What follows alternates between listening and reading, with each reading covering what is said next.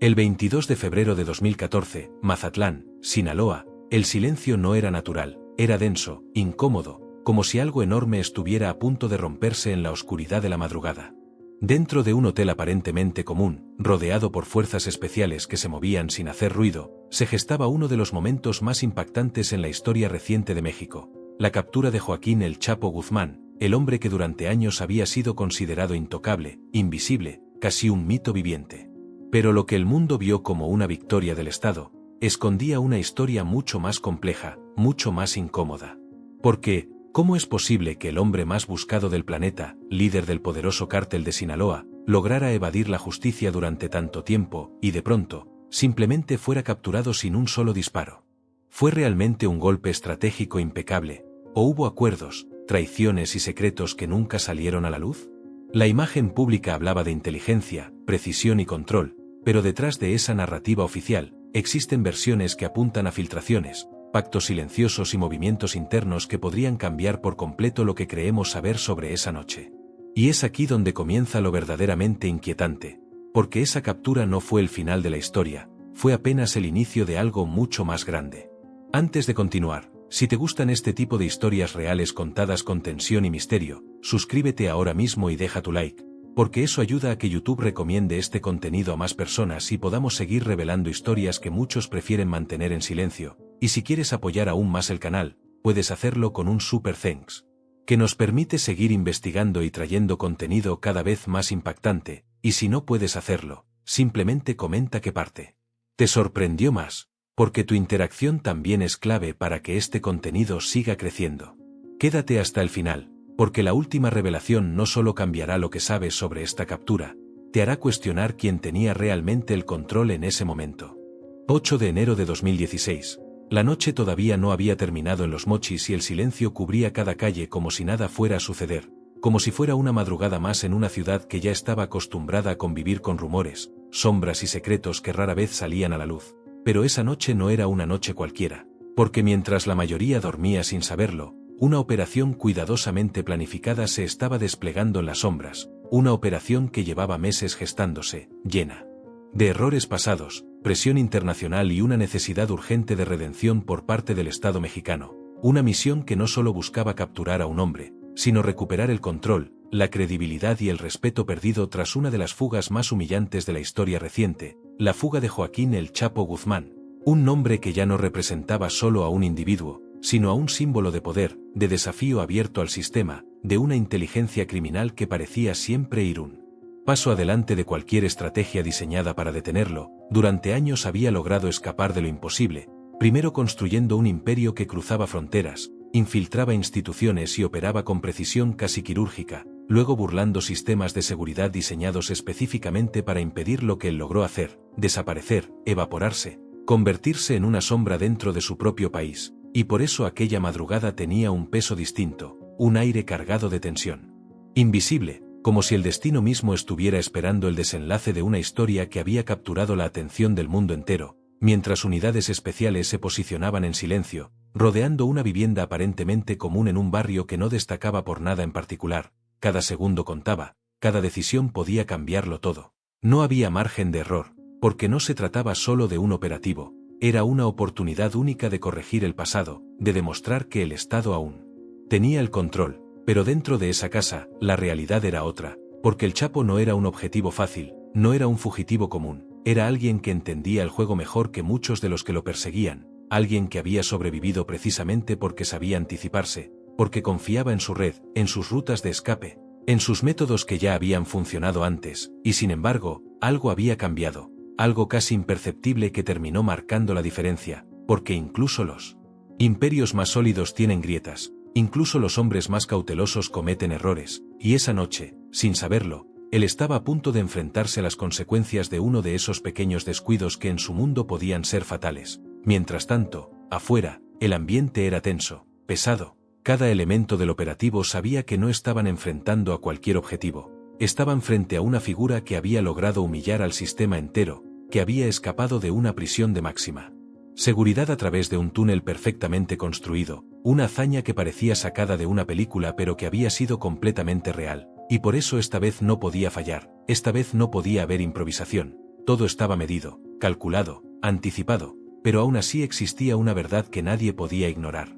Capturar al Chapo nunca era un proceso sencillo, nunca seguía el plan al pie de la letra, siempre había algo inesperado, algo que rompía el equilibrio, y esa madrugada no fue la excepción, porque en el momento en que el operativo comenzó, el silencio se rompió de forma violenta, lo que debía ser rápido y controlado se convirtió en caos, disparos resonando en la oscuridad, gritos, confusión, resistencia, porque el Chapo no iba a rendirse, no sin intentar una vez más lo que mejor sabía hacer, escapar, desaparecer, utilizar cada segundo a su favor, y en medio de ese caos, logró lo impensable otra vez, encontrar una salida, un túnel, una vía de escape que reflejaba exactamente quién era, alguien que siempre tenía un plan alternativo, alguien que nunca apostaba todo a una sola opción, pero esta vez la historia no sería la misma, porque aunque logró huir momentáneamente, algo había cambiado en el tablero, el cerco ya no era débil, ya no había espacio suficiente para repetir la historia, las autoridades habían aprendido, habían ajustado cada error, y por primera vez en mucho tiempo,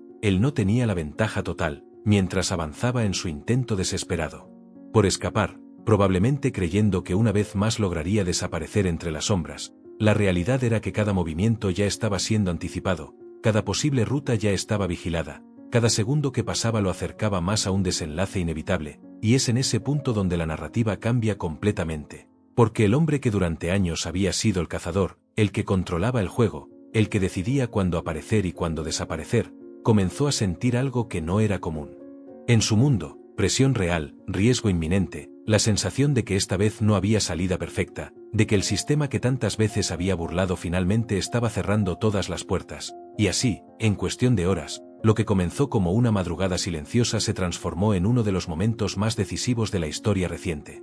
Durante décadas Joaquín El Chapo Guzmán dejó de ser simplemente un hombre para convertirse en una figura casi legendaria dentro y fuera de México, alguien cuyo nombre empezó a representar mucho más que el narcotráfico, convirtiéndose en sinónimo de poder, influencia y desafío directo al sistema, porque lo que construyó no fue solo una red criminal sino una estructura compleja que operaba como una maquinaria perfectamente sincronizada, capaz de mover toneladas de droga a través de fronteras altamente vigiladas, de coordinar operaciones en múltiples países y de mantener una red de contactos que iba desde operadores locales hasta figuras dentro de instituciones que en teoría debían combatirlo. Su crecimiento no fue casual ni rápido, fue el resultado de años de estrategia, adaptación y una capacidad poco común para entender cómo funcionaba el poder real, ese que no siempre se ve pero que decide lo que ocurre detrás de puertas cerradas, mientras otros grupos caían o se fragmentaban. Él lograba mantenerse, expandirse y consolidar su control sobre rutas clave que conectaban América Latina con Estados Unidos y otras partes del mundo,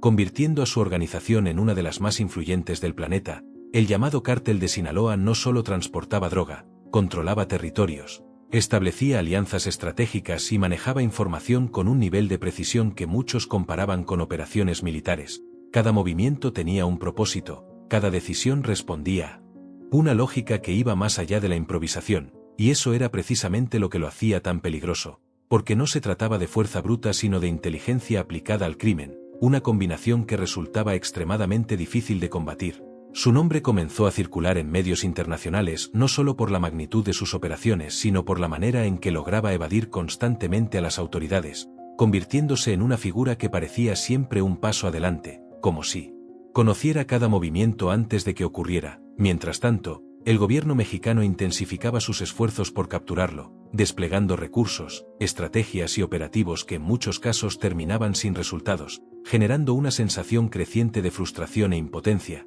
porque cada intento fallido no solo reforzaba su imagen de intocable sino que debilitaba la percepción de autoridad del Estado. Su primera captura fue vista como una victoria, un momento que parecía marcar el inicio del fin de su imperio, pero esa ilusión no duró mucho, porque incluso tras ser detenido, su influencia no desapareció, su estructura siguió funcionando y su nombre continuó teniendo peso, lo que dejó claro que el problema no era solo el hombre sino todo lo que representaba. Y cuando finalmente logró escapar en 2015 de una prisión de máxima seguridad a través de un túnel cuidadosamente construido, la narrativa cambió por completo. Ya no era solo un criminal poderoso, era alguien capaz de burlar uno de los sistemas penitenciarios más vigilados del país, alguien que podía desaparecer literalmente bajo tierra sin ser detectado. Esa fuga no solo sorprendió, humilló al gobierno mexicano frente al mundo entero, generó dudas, teorías y una sensación de que el sistema estaba comprometido en niveles que muchos preferían no admitir, porque una operación de esa magnitud no podía explicarse fácilmente sin considerar la posibilidad de complicidad interna,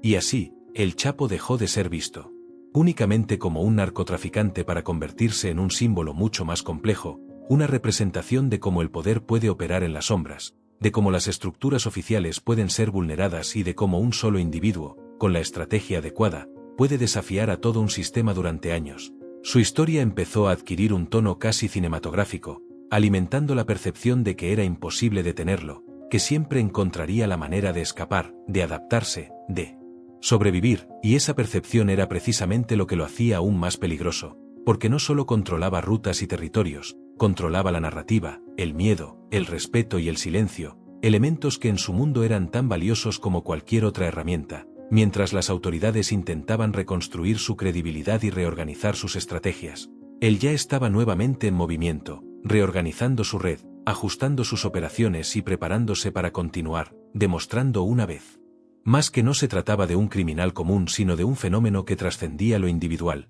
un símbolo de poder que parecía imposible de detener y cuya caída, si alguna vez ocurría, tendría que ser completamente diferente a todo lo que se había intentado antes, porque enfrentarlo no era solo capturar a un hombre, era intentar romper una estructura que llevaba años perfeccionándose en las sombras.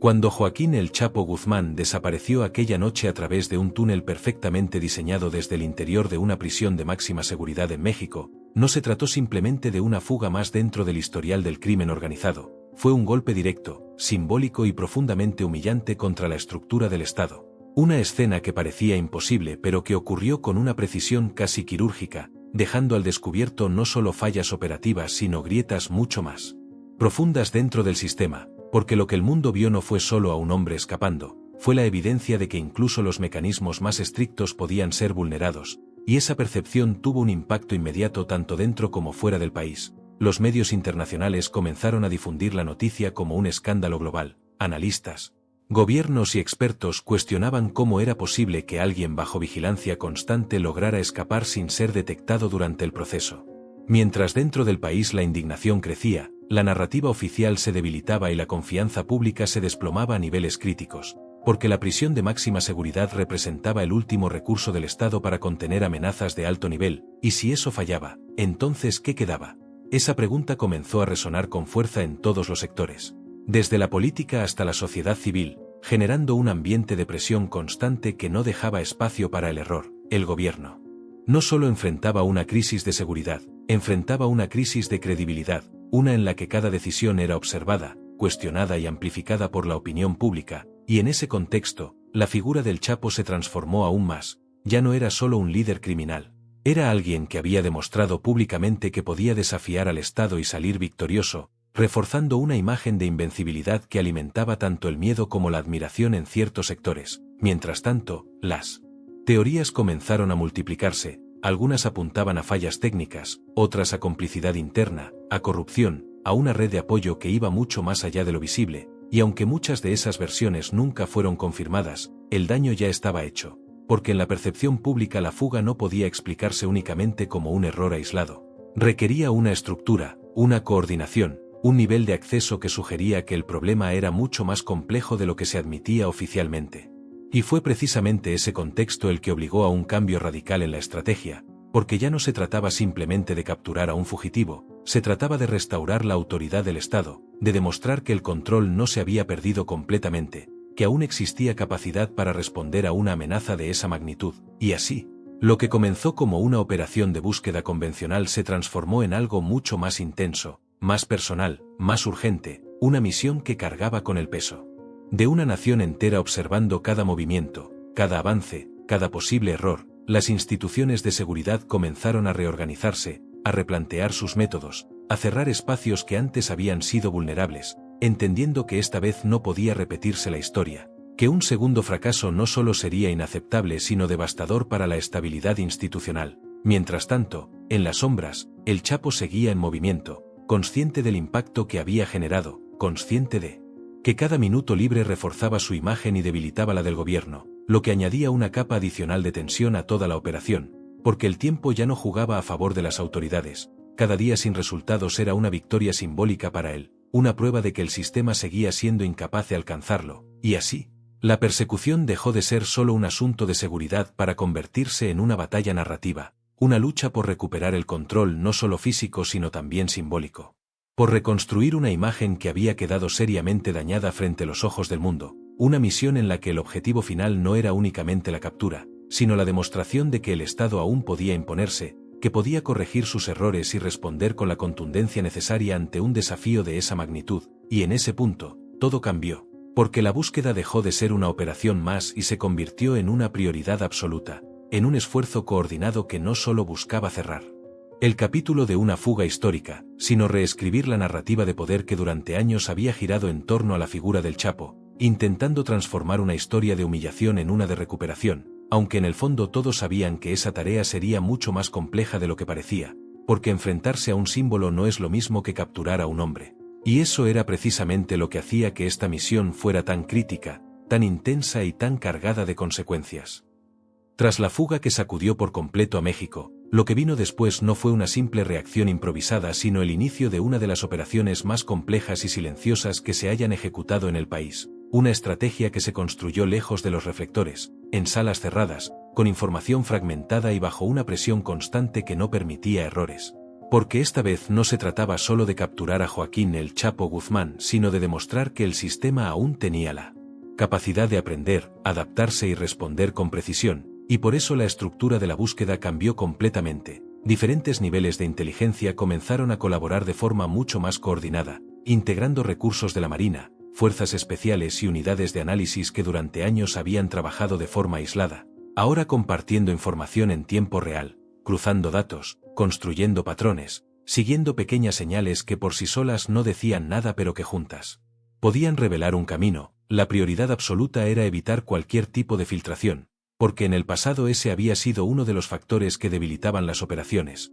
así que el círculo de información se redujo al mínimo, cada pieza del plan estaba compartimentada y solo unos pocos conocían el panorama completo, creando un sistema donde incluso dentro del propio aparato de seguridad había niveles de acceso estrictamente controlados. Mientras tanto, el trabajo en campo avanzaba de manera casi invisible, no había grandes despliegues mediáticos ni anuncios oficiales. Lo que existía era una red silenciosa que se movía con discreción, rastreando comunicaciones indirectas, analizando movimientos financieros, observando cambios en comportamientos que podían indicar la presencia de alguien que intentaba no ser visto, porque el Chapo no operaba de manera convencional, no utilizaba métodos evidentes, su forma de moverse estaba diseñada precisamente para evitar ser detectado. Utilizaba intermediarios, rutas cambiantes y una estructura flexible que le permitía desaparecer rápidamente si sentía el más mínimo riesgo, y eso hacía que la operación fuera aún más compleja, porque no se trataba de seguir a una persona sino de reconstruir una red completa de movimientos, de entender cómo pensaba,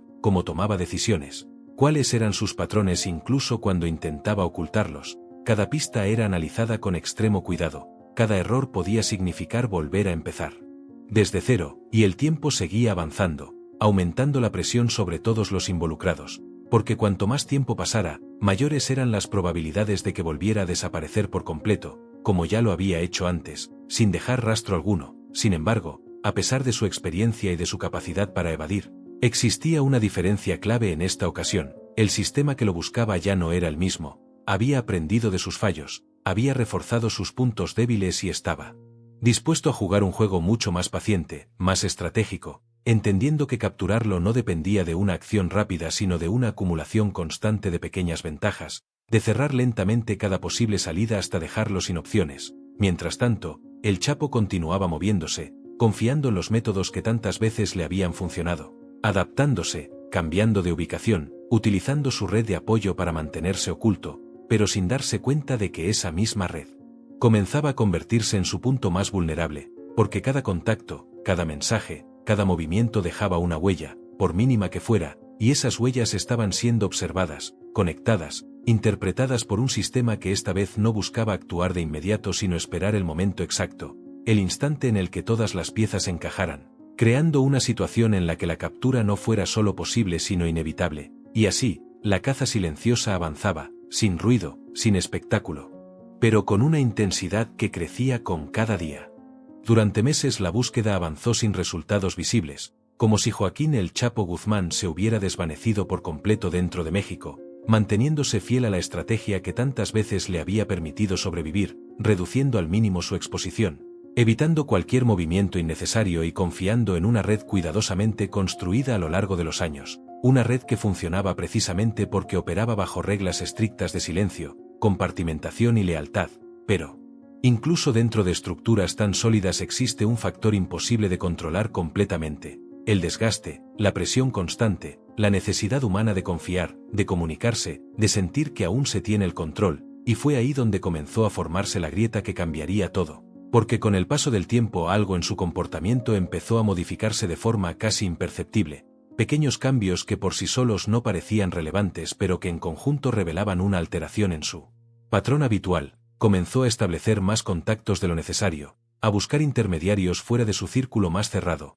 a abrir líneas de comunicación que antes habría evitado, tal vez impulsado por la necesidad de reorganizar su estructura, de asegurar su posición o simplemente por la confianza acumulada tras años de haber escapado con éxito, sin darse cuenta de que ese leve cambio era exactamente lo que las autoridades estaban esperando, porque la operación que se había construido tras su fuga no dependía de encontrarlo directamente, sino de identificar esas pequeñas inconsistencias, esas señales mínimas que indicaban que, en algún punto, su disciplina ya no era tan rígida como antes, y fue a través de esas conexiones aparentemente secundarias que los investigadores comenzaron a reconstruir el mapa, no de manera inmediata ni evidente, sino como un rompecabezas donde cada pieza encajaba lentamente con la siguiente, rastreando comunicaciones indirectas, identificando patrones de movimiento, cruzando información que en un principio parecía aislada pero que al analizarse en conjunto comenzaba a revelar una estructura más clara, porque en el mundo en el que él operaba cada interacción dejaba una huella,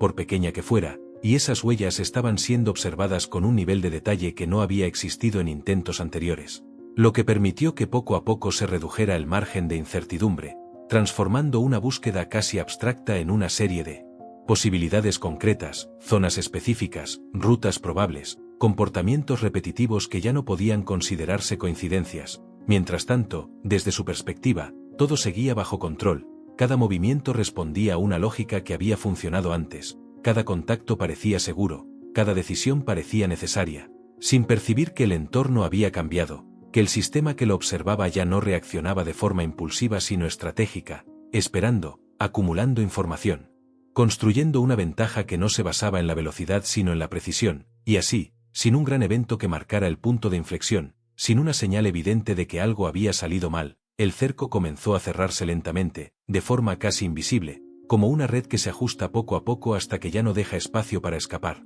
Porque el verdadero error no fue un acto aislado sino una serie de pequeñas decisiones que, en conjunto, rompieron el equilibrio que había mantenido durante tanto tiempo, decisiones que abrieron una puerta que no podía volver a cerrarse, permitiendo que por primera vez en mucho tiempo las autoridades no solo siguieran su rastro sino que empezaran a anticipar sus movimientos, a entender su lógica, a posicionarse un paso más cerca de un desenlace que hasta ese momento parecía inalcanzable, marcando así el inicio de una fase completamente distinta en la operación, una en la que la ventaja ya no estaba de su lado aunque él aún no lo supiera, y donde cada paso que daba lo acercaba, sin darse cuenta, a un punto del que ya no habría retorno. La madrugada del 8 de enero de 2016 en Los Mochis el silencio era tan profundo que cualquier movimiento parecía fuera de lugar, como si la ciudad entera estuviera suspendida en un instante previo a algo inevitable, mientras en las sombras las fuerzas especiales tomaban posiciones alrededor de una vivienda que, a simple vista, no tenía nada de extraordinario pero que en ese momento se había convertido en el centro de una operación que llevaba meses preparándose. Cada unidad sabía exactamente lo que tenía que hacer. Cada paso estaba calculado para evitar errores, porque esta vez no podía haber margen para el fracaso. El objetivo era claro y estaba dentro. Joaquín El Chapo Guzmán, el hombre que había desafiado al sistema durante años, el que había escapado cuando nadie lo creía posible, el que había convertido la evasión en un arte, y aún así, algo en el ambiente no encajaba del todo, una tensión difícil de explicar, como si la operación estuviera a punto de desviarse de lo previsto. Y en cuestión de segundos esa sensación se convirtió en realidad. Porque en el momento en que el operativo comenzó,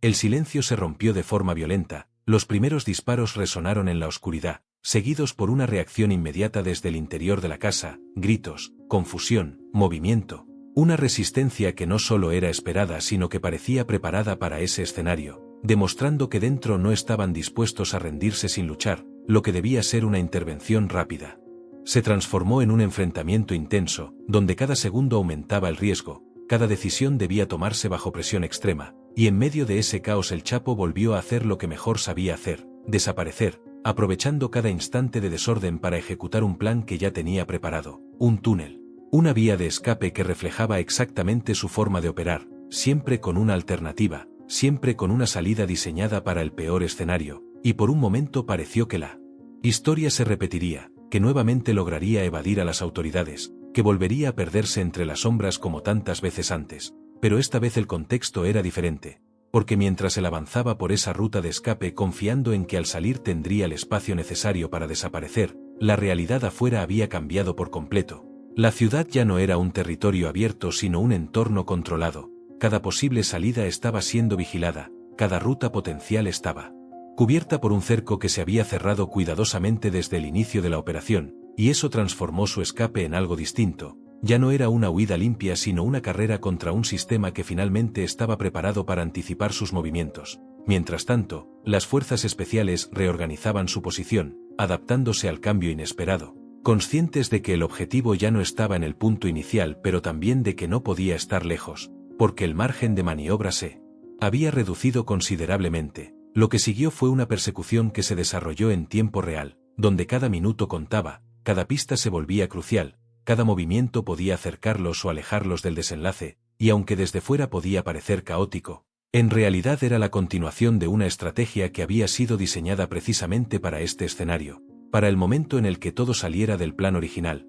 porque capturar a alguien como el Chapo nunca iba a ser un proceso lineal, siempre implicaba adaptarse, reaccionar, ajustar sobre la marcha, y esa madrugada puso a prueba cada uno de esos elementos, mostrando que esta vez la operación no dependía de un solo punto de contacto sino de una red completa capaz de responder incluso cuando las cosas se complicaban. Mientras él intentaba una vez más convertir el caos en una oportunidad para desaparecer, el cerco seguía cerrándose, limitando cada vez más sus opciones, transformando lo que inicialmente parecía otra fuga exitosa en el inicio de una persecución mucho más controlada de lo que él podía percibir en ese momento, porque aunque había logrado salir de la casa, no había logrado escapar del sistema que lo rodeaba, y esa diferencia, aunque sutil en apariencia, era la que terminaría definiendo el resultado final, marcando el paso de una huida desesperada a un desenlace que ya no dependía únicamente de su habilidad para desaparecer, sino de la capacidad del operativo para sostener la presión hasta el último momento, convirtiendo esa madrugada en un escenario donde cada decisión,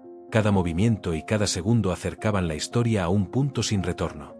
La captura de Joaquín El Chapo Guzmán fue presentada ante el mundo como una victoria histórica para México, un momento que simbolizaba el triunfo del Estado sobre una de las figuras más poderosas del crimen organizado, una escena cuidadosamente construida para transmitir control, autoridad y cierre, como si con ese acto se hubiera puesto fin a una historia que durante años había desafiado toda lógica. Pero detrás de esa imagen oficial comenzaron a surgir preguntas que no desaparecieron con el tiempo, preguntas incómodas, difíciles de responder y aún más difíciles de ignorar, porque la realidad nunca fue tan simple como una captura exitosa, ya que su historia estaba marcada por eventos que no encajaban fácilmente en una narrativa lineal, empezando por su fuga anterior, una operación tan compleja que resultaba imposible entenderla sin considerar múltiples factores, desde fallas estructurales hasta posibles niveles de complicidad que nunca fueron completamente aclarados, lo que dejó una sombra persistente sobre todo el sistema, una sensación de que lo ocurrido no podía explicarse únicamente como un error aislado, sino como parte de algo mucho más profundo, algo que operaba más allá de lo visible, y es precisamente esa falta de respuestas definitivas la que convierte su captura en un final incompleto, porque aunque el hombre fue detenido, el contexto que permitió su ascenso y su permanencia siguió existiendo, demostrando que el problema no era solo individual sino estructural, una red compleja donde intereses, poder y silencios se entrelazaban de formas que no siempre podían ser expuestas públicamente. Mientras tanto, el impacto de su caída generó un efecto inmediato en la percepción pública. Para algunos representó justicia, para otros simplemente fue un capítulo más en una historia que parecía repetirse con diferentes nombres, porque el narcotráfico en México no depende de una sola figura, es un fenómeno mucho más amplio, adaptativo y resiliente, capaz